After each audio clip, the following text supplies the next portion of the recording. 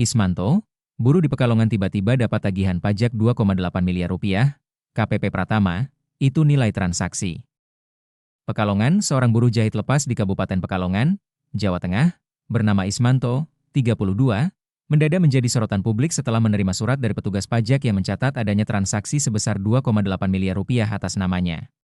Ismanto, yang tinggal bersama istrinya di sebuah rumah sederhana di Desa Coprayan, Kecamatan Buaran, mengaku kaget sekaligus bingung ketika mengetahui isi surat tersebut. Surat itu dibawa langsung oleh 4 orang petugas pajak pada Rabu, 6 Agustus 2025.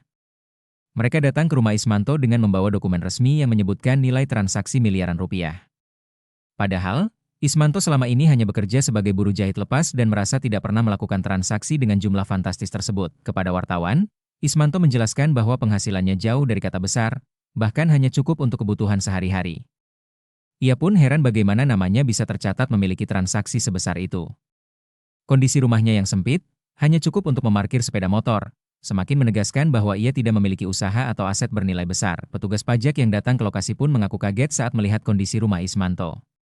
Hal ini menimbulkan dugaan bahwa data pribadi Ismanto, khususnya nomor induk kependudukan, NIK, telah digunakan oleh pihak lain untuk melakukan transaksi atau aktivitas keuangan dalam jumlah besar. Merasa perlu mencari kejelasan, Ismanto bersama keluarganya mendatangi kantor pelayanan pajak, KPP, Pratama Pekalongan.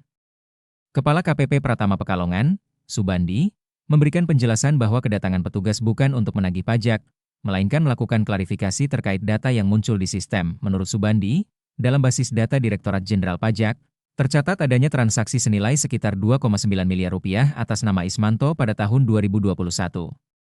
Namun, angka tersebut bukanlah jumlah pajak yang harus dibayar, melainkan nilai total transaksi yang terlapor. Pihak KPP Pratama menegaskan bahwa proses klarifikasi masih berlangsung dan mereka akan menyelidiki dugaan penyalahgunaan identitas ini. Subandi juga mengimbau masyarakat untuk lebih berhati-hati menjaga data pribadi, terutama NIK, karena data tersebut dapat digunakan oleh pihak yang tidak bertanggung jawab untuk kepentingan tertentu.